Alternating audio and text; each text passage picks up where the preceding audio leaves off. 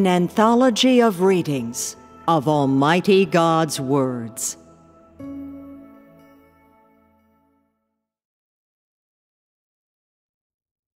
God's work, God's disposition, and God Himself, too.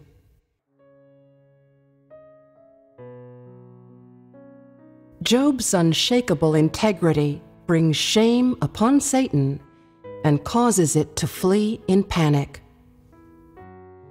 And what did God do when Job was subjected to this torment?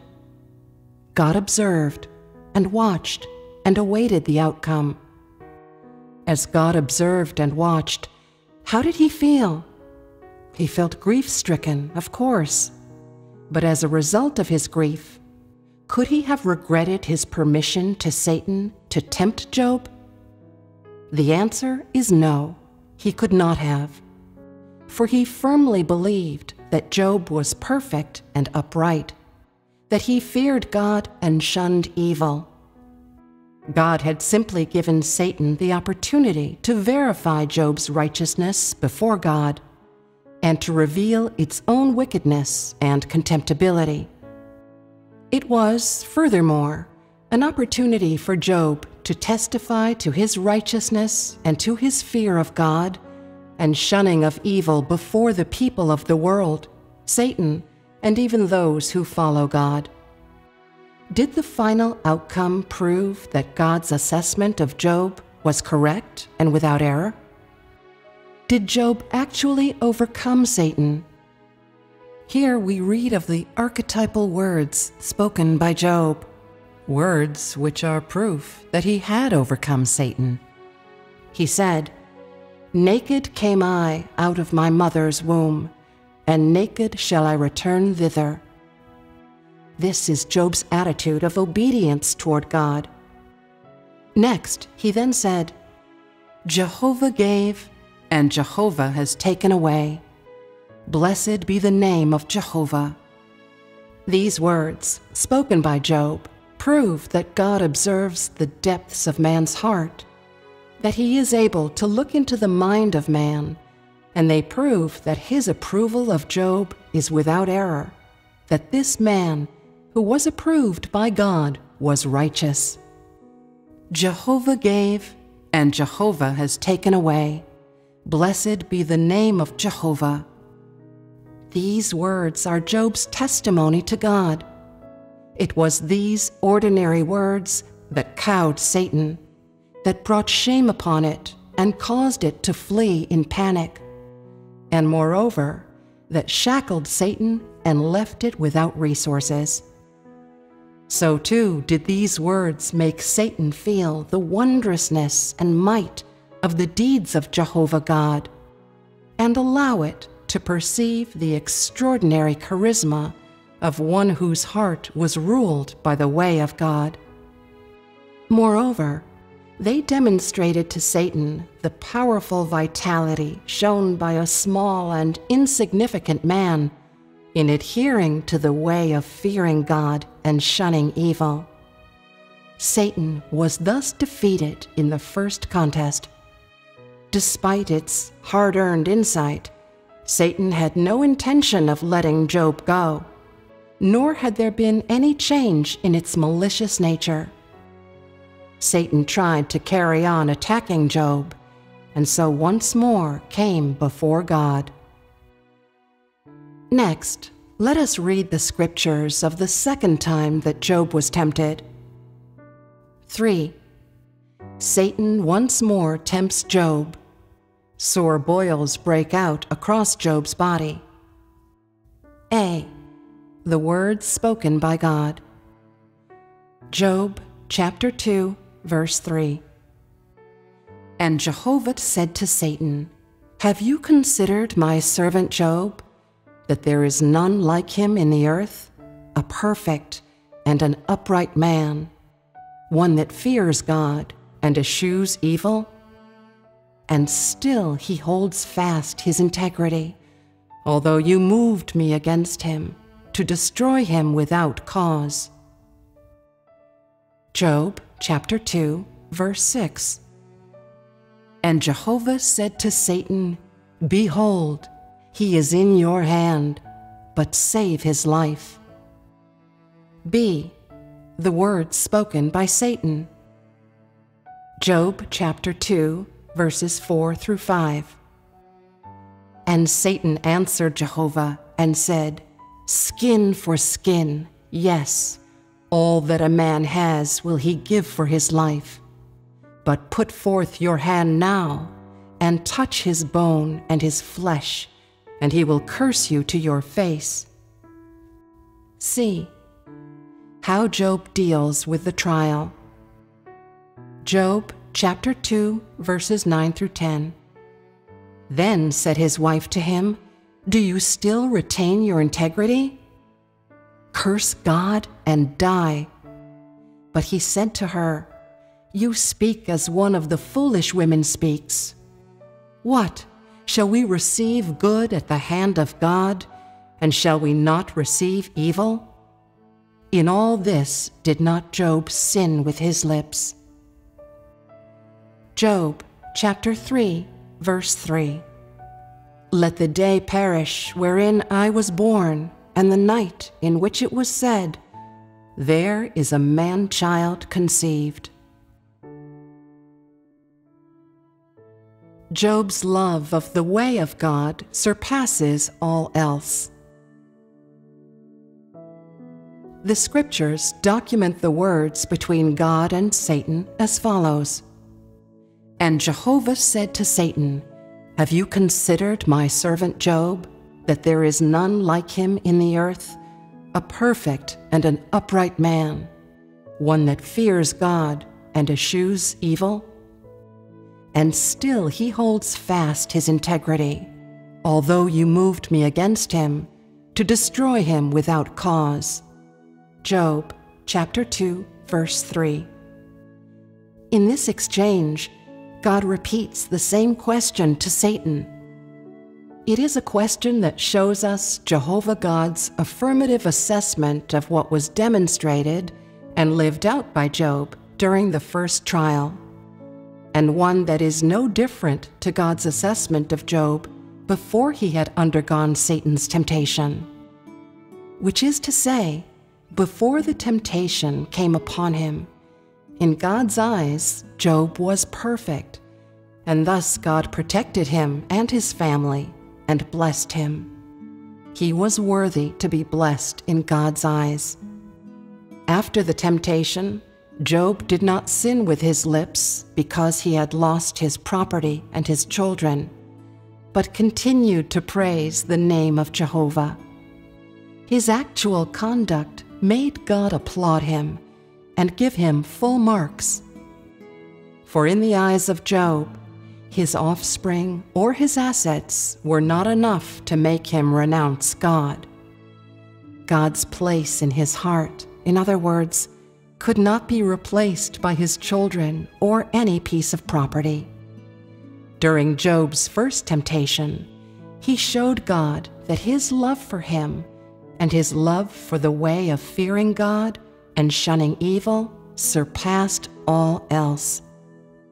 It's merely that this trial gave Job the experience of receiving a reward from Jehovah God and having his property and children taken away by him. For Job, this was a true experience that washed his soul clean. It was a baptism of life that fulfilled his existence, and what's more, it was a sumptuous feast that tested his obedience to and fear of God. This temptation transformed Job's standing from that of a rich man to someone who had nothing, and it also allowed him to experience Satan's abuse of mankind. His destitution did not cause him to loathe Satan. Rather, in Satan's vile acts, he saw Satan's ugliness and contemptibility, as well as Satan's enmity and rebellion toward God, and this better encouraged him to forever hold firm to the way of fearing God and shunning evil. He swore that he would never forsake God and turn his back on the way of God because of external factors such as property, children, or kinfolk, nor would he ever be a slave to Satan, property, or any person. Apart from Jehovah God, no one could be his Lord or his God. Such were the aspirations of Job. On the other face of the temptation, Job had also acquired something. He had gained great riches amid the trials given unto him by God. During his life over the previous several decades, Job had beheld the deeds of Jehovah and gained Jehovah God's blessings for him. They were blessings that left him feeling enormously uneasy and indebted, for he believed that he had not done anything for God, yet had been bequeathed with such great blessings and had enjoyed so much grace. For this reason, in his heart he often prayed, hoping that he would be able to repay God, hoping that he would have the opportunity to bear testimony to God's deeds and greatness, and hoping that God would put his obedience to the test, and moreover, that his faith could be purified until his obedience and his faith gained God's approval. And when the trial came upon Job, he believed that God had heard his prayers. Job cherished this opportunity more than anything else, and thus he didn't dare treat it lightly, for his greatest lifelong wish could be realized. The arrival of this opportunity meant that his obedience and fear of God could be put to the test and could be made pure. Moreover, it meant that Job had a chance to gain God's approval, thus bringing him closer to God. During the trial, such faith and pursuit allowed him to become more perfect and to gain a greater understanding of God's will. Job also became more grateful for God's blessings and graces. In his heart, he poured greater praise on the deeds of God, and he was more fearful and reverent of God, and longed more for God's loveliness, greatness, and holiness. At this time, though Job was still one who feared God and shunned evil in the eyes of God, with regard to his experiences, Job's faith and knowledge had come on in leaps and bounds. His faith had increased, his obedience had gained a foothold, and his fear of God had become more profound. Though this trial transformed Job's spirit and life, such a transformation did not satisfy Job, nor did it slow his progress onward.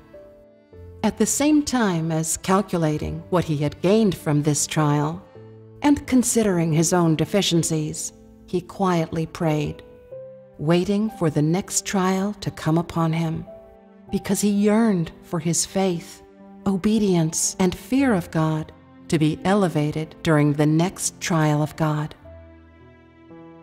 God observes the inmost thoughts of man and all that man says and does. Job's thoughts reached the ears of Jehovah God, and God listened to his prayers. And in this way, God's next trial for Job arrived as expected. Amid extreme suffering, Job truly realizes God's care for mankind. Following Jehovah God's questions to Satan, Satan was secretly happy. This was because Satan knew that it would once more be permitted to attack the man who was perfect in God's eyes, which for Satan was a rare opportunity. Satan wanted to use this opportunity to completely undermine Job's conviction, to make him lose his faith in God and thus no longer fear God or bless the name of Jehovah. This would give Satan a chance. Whatever the place or time, it would be able to make Job a plaything under its command. Satan hid its wicked schemes without trace, but it could not hold its evil nature in check. This truth is hinted in its answer to the words of Jehovah God, as recorded in the Scriptures. And Satan answered Jehovah and said, "Skin for skin, yes. All that a man has will he give for his life. But put forth your hand now, and touch his bone and his flesh, and he will curse you to your face." Job chapter 2, verses 4 through 5. It is impossible not to gain a substantive knowledge and sense of Satan's maliciousness from this exchange between God and Satan. Having heard these fallacies of Satan, all those who love the truth and detest evil will undoubtedly have a greater hate of Satan's ignobility and shamelessness, will feel appalled and disgusted by the fallacies of Satan, and, at the same time, will offer deep prayers and earnest wishes for Job, praying that this man of uprightness can achieve perfection, wishing that this man who fears God and shuns evil will forever overcome the temptations of Satan and live in the light, and live amid God's guidance and blessings. So too will they wish that Job's righteous deeds can forever spur on and encourage all those who pursue the way of fearing God and shunning evil. Though Satan's malicious intent can be seen in this proclamation, God breezily consented to Satan's request, but he also had one condition. "He is in your hand, but save his life." Job chapter 2, verse 6. Because this time Satan asked to stretch forth its hand to harm Job's flesh and bones, God said, "But save his life." The meaning of these words is that he gave Job's flesh to Satan, but he retained his life. Satan could not take Job's life, but apart from this, Satan could employ any means or method against Job. After gaining God's permission, Satan rushed to Job and stretched forth its hand to afflict his skin, causing sore boils all over his body, and Job felt pain upon his skin. Job praised the wondrousness and holiness of Jehovah God, which made Satan even more flagrant in its audaciousness. Because it had felt the joy of hurting man, Satan stretched forth its hand and raked Job's flesh, causing his sore boils to fester. Job immediately felt a pain and torment upon his flesh that was without parallel, and he could not help but knead himself from head to foot with his hands, as if this would relieve the blow to his spirit from this pain of the flesh. He realized that God was by his side watching him, and he tried his best to steel himself. He once more knelt to the ground and said, "You look within man's heart. You observe his misery. Why does his weakness concern you? Praised be the name of Jehovah God." Satan saw the insufferable pain of Job, but it did not see Job forsake the name of Jehovah God. Thus it hastily stretched forth its hand to afflict the bones of Job, desperate to tear him limb from limb. In an instant, Job felt unprecedented torment. It was as if his flesh had been ripped open from the bones, and as if his bones were being smashed apart bit by bit. This agonizing torment made him think it would be better to die. His ability to bear had reached its limit. He wanted to cry out. He wanted to tear at the skin on his body to lessen the pain. Yet he held back his screams and did not tear at the skin on his body, for he did not want to let Satan see his weakness. and so he knelt once more. But at this time he felt not the presence of Jehovah God. He knew that he was often before him, and behind him, and on either side of him. Yet during his pain, God had never watched. He covered his face and was hidden, for the meaning of his creation of man was not to bring suffering upon man. At this time, Job was weeping and doing his best to endure this physical agony, yet he could no longer keep himself from giving thanks to God. Man falls at the first blow. He is weak and powerless. He is young and ignorant. Why would you wish to be so caring and tender toward him? You strike me, yet it hurts you to do so. What of man is worth your care and concern? Job's prayers reached the ears of God, and God was silent, only watching without sound. Having tried every trick in the book to no avail, Satan quietly departed. Yet this did not bring an end to God's trials of Job. Because the power of God revealed in Job had not been made public, the story of Job did not end with the retreat of Satan. As other characters made their entry, more spectacular scenes were yet to come. Another manifestation of Job's fear of God and shunning of evil is his extolling of God's name in all things. Job had suffered the ravages of Satan, yet still he did not forsake the name of Jehovah God. His wife was the first to step out and play the role of Satan that can be seen by attacking Job. The original text describes it thus: "Then said his wife to him, 'Do you still retain your integrity? Curse God and die.'" Job chapter 2, verse 9. These were the words spoken by Satan in the guise of man. They were an attack and an accusation, as well as enticement, a temptation, and slander.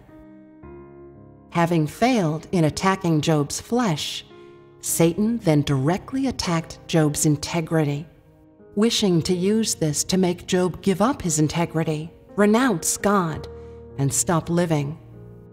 So too did Satan wish to use such words to tempt Job.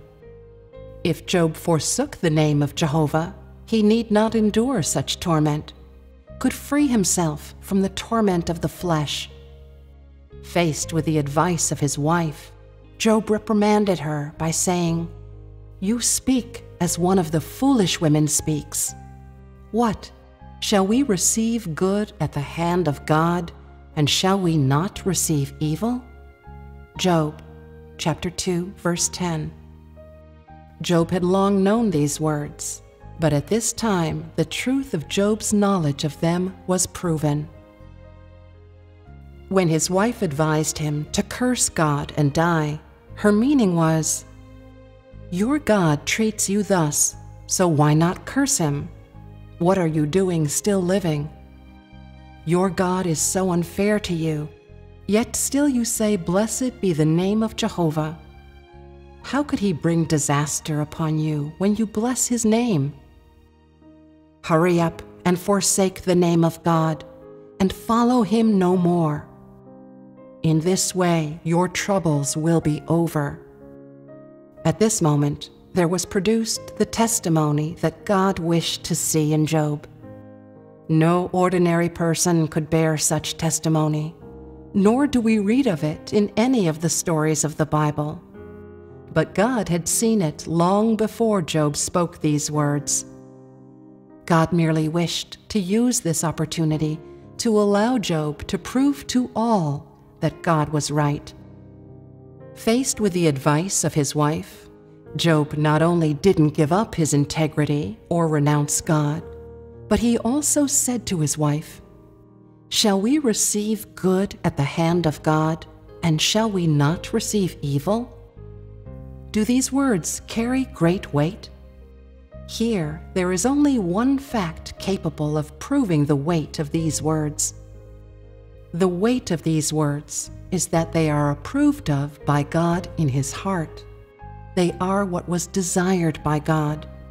They are what God wanted to hear, and they are the outcome that God yearned to see. These words are also the essence of Job's testimony. In this, Job's perfection, uprightness, fear of God, and shunning of evil were proven.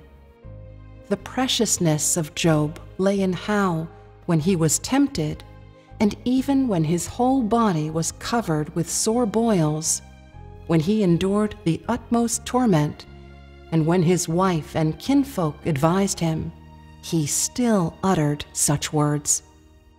To put it in another way, in his heart he believed that no matter what temptations, or however grievous the tribulations or torment, even if death was to come upon him, he would not renounce God or spurn the way of fearing God and shunning evil. You see, then, that God held the most important place in his heart, and that there was only God in his heart.